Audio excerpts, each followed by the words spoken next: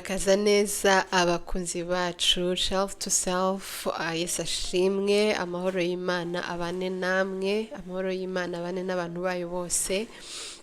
Nongeye kubakira hano hantu, ndabasuje cyane, ndabishimiye. Thank you for coming back.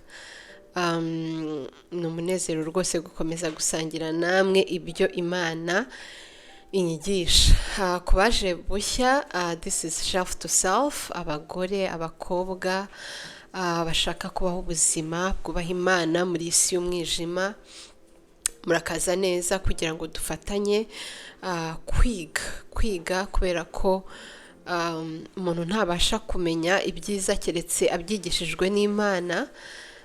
Ibibi byo umuntu arabivukana.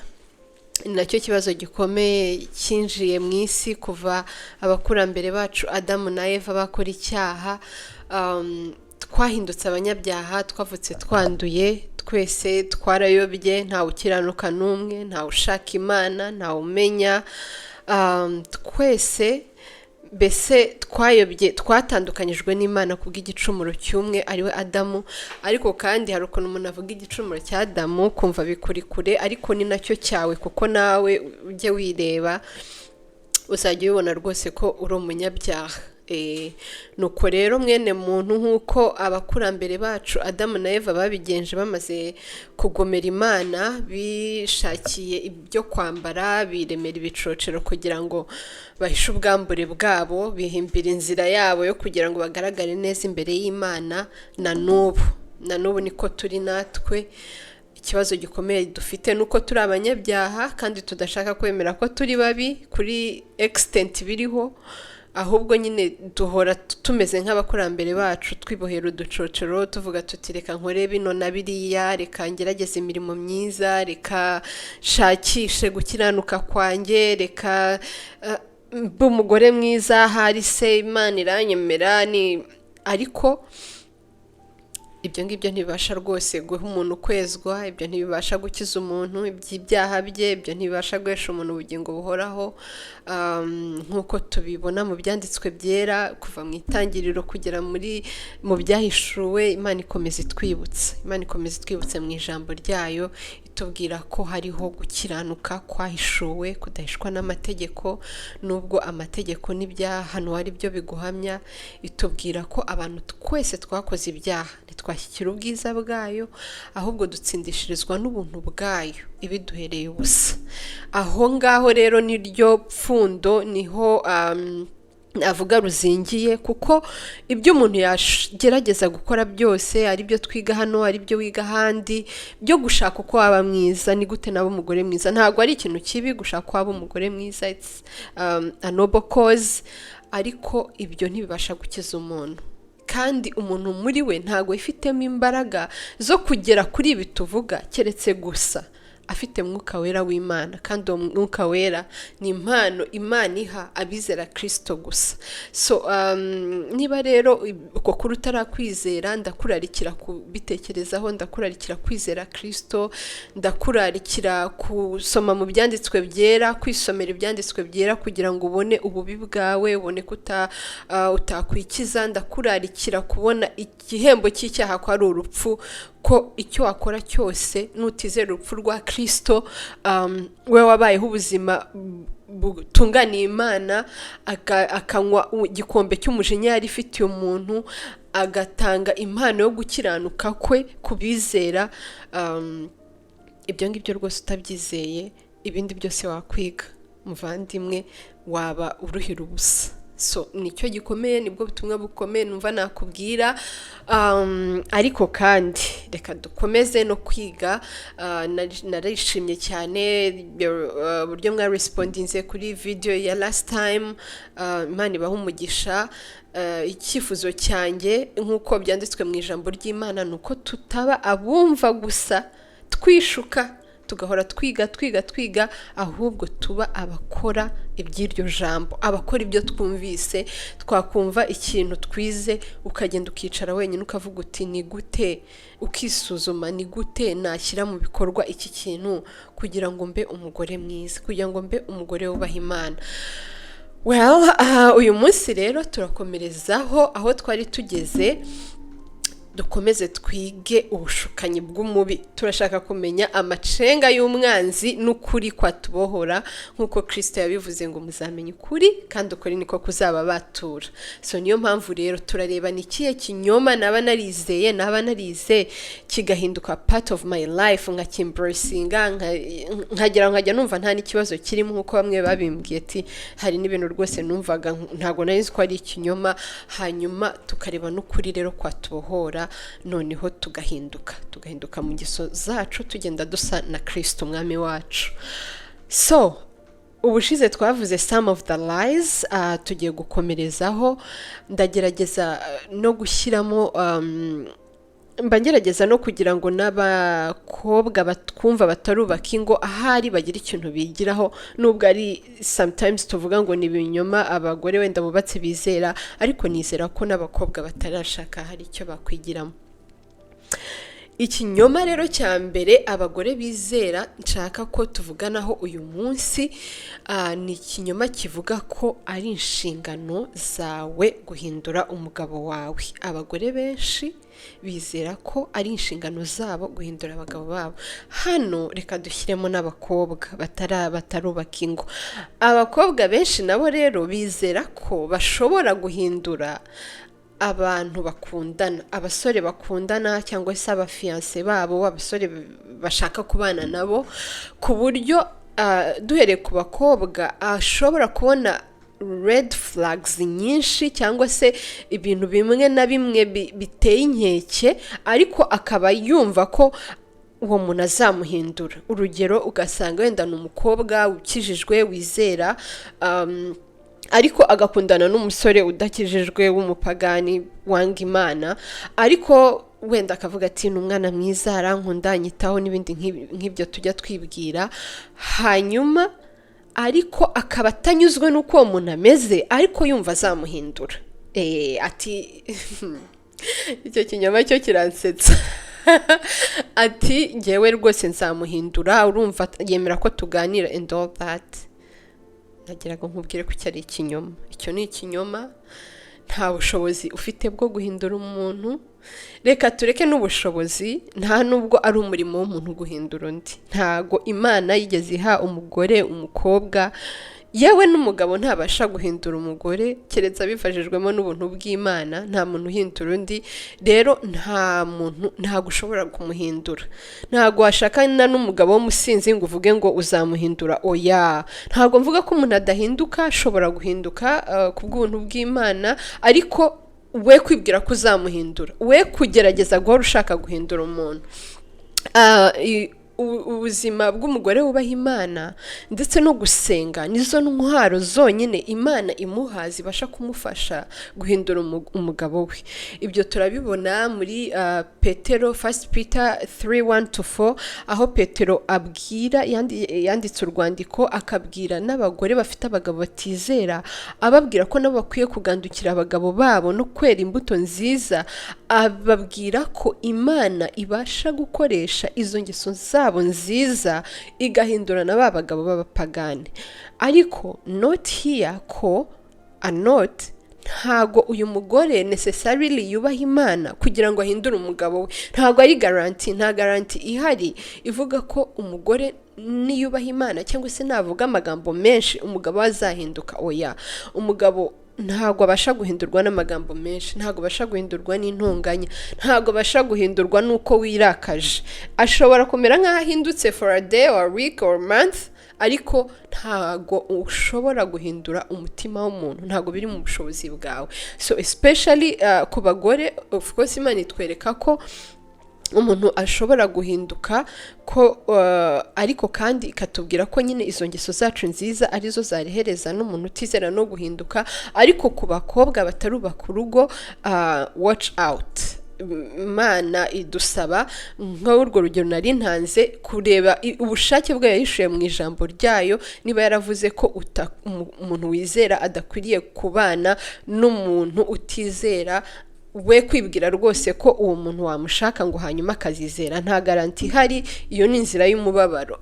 Ikinyoma cya kabiri, abagore bizera. Abagore bizera ko ni ikinyoma kivuga ngo umugabo wanjye agomba kunkorera. Ukuri ni uko Imana itaremeye umugabo kuba umufasha w'umugore, ahubwo Imana yaremeye umugore kuba umufasha w'umugabo. Icyo kintu kirakomeye cyane, turakibona mu byanditswe byera. Umugore w'umukristo rero ntabwo akwiye kubaho buri gihe ari kureba uburyo yakorerwa, cyangwa se ari kubara ibyo akora versus ibyo akorerwa, nko kuvuga ati njyewe se ko mba nagize gutya na gutya, we ko nta kintu yankoreye, cyangwa se we ko adakora byinshi nk'ibyo nkora.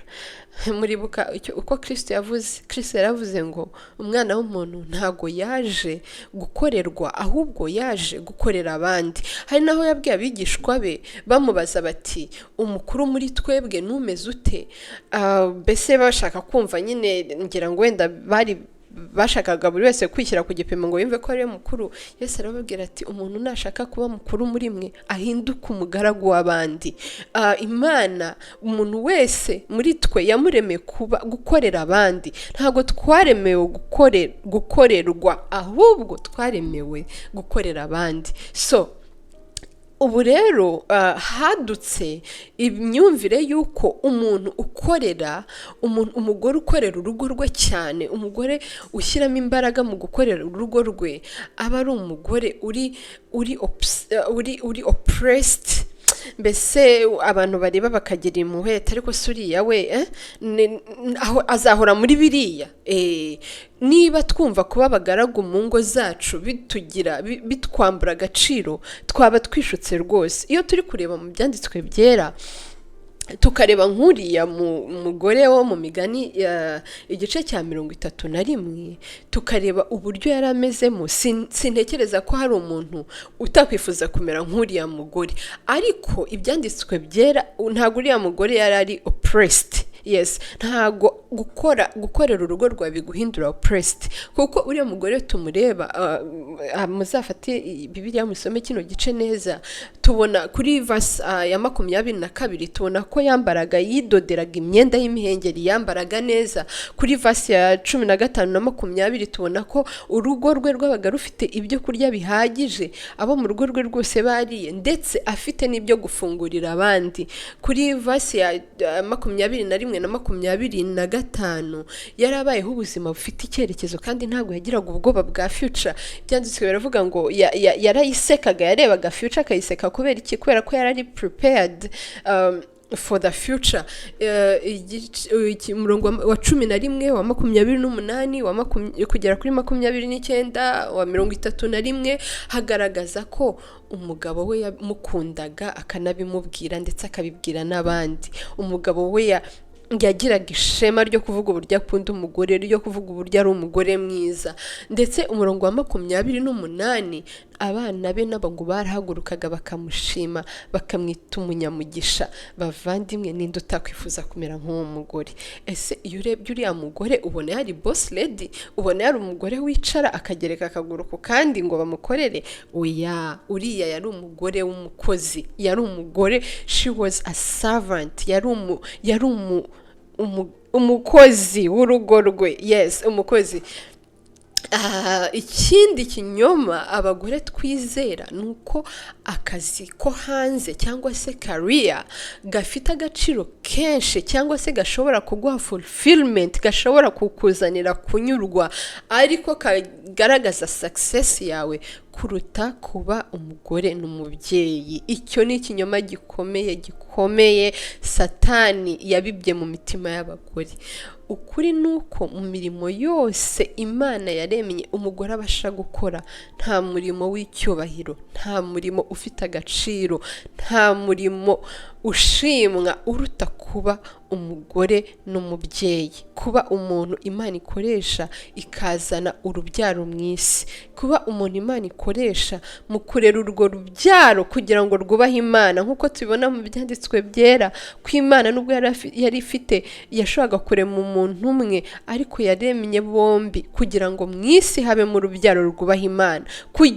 Kuba umufatanyabikorwa n'Imana utuma ibyo bintu bigerwaho, nta murimo mw'isi hands down ushobora kurusha agaciro icyo kintu. Satani rero yabibye ikinyoma mu mitima yacu, cyane cyane twebwe abagore batoya, cyuko ibyo bintu bidahagije. Ntago bihagije kuba umubyeyi, ntago bihagije kuba umugore, ntago bihagije kuba umufasha w'umugabo wanjye, kugira ngo mbese kugira ngo mbone fulfillment, kugira ngo mbone kunyurwa, ndagomba kongeraho iki ngiki, cyangwa se iki ndagomba kugishyira hejuru, nyikorana umwete mwinshi, kuko nicyo kinshyira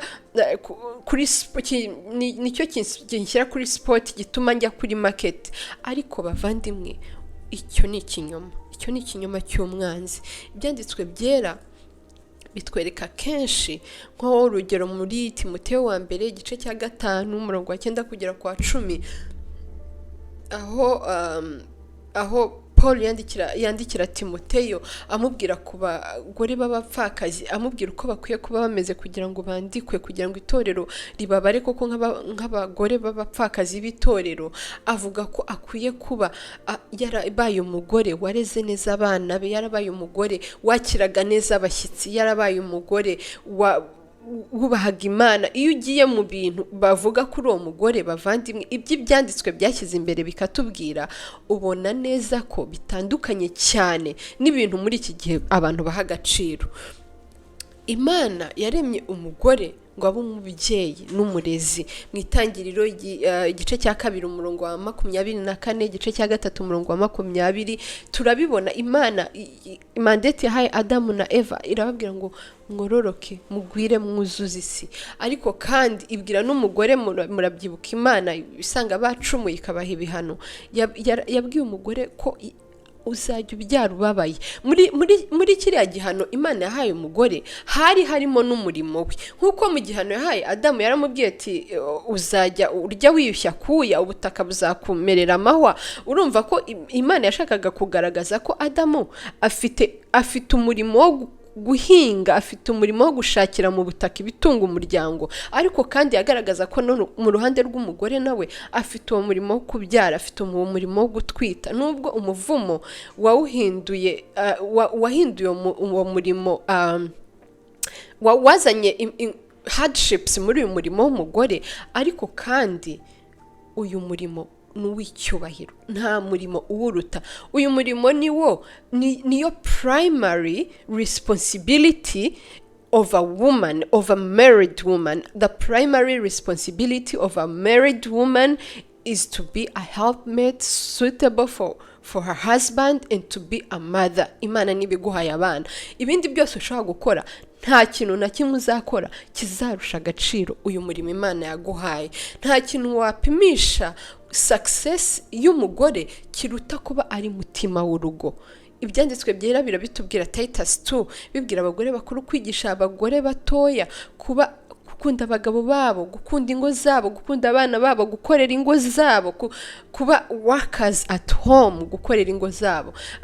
Icyo ni ikinyoma kindi Satani yatubeshye. Ikindi kinyoma nasorezaho Satani yatubeshye abiba mu mitima y'abagore, ni ikinyoma kivuga ngo I can make it on my own without consistency in the word of God and prayer. Mbese nge ndishoboye, ngewe I can do it, nshobora kubaho uyu munsi, nshobora gukora inshingano zanjye uyu munsi ntabaye mu ijambo ry'Imana no mu gusenga. Satani ahora n'umwanzi wacu, ntabwo yifuza ko nk'abagore baba Kristo, kuko abizi ko aho tuvoma imbaraga ari mu ijambo ry'Imana no gusenga. Akora uko ashoboye kose kugira ngo ibyo bintu ntubikore, ukora ibindi. Satani ntabwo bimubabaje niba watetse, Satani ntabwo bimubabaje niba wiyitayeho, Satani ntabwo bimubabaje niba wabonye umwanya kuruhuka mu gihe udasoma ijambo ry'Imana ngo nasenge, kuko abizi ko iyo udakoresheje izo ntwaro, iyo udakoresheje iyo minsi Imana yaduhaye, uba woroshye cyane gutegwaho imitego yose y'umwanzi Satani.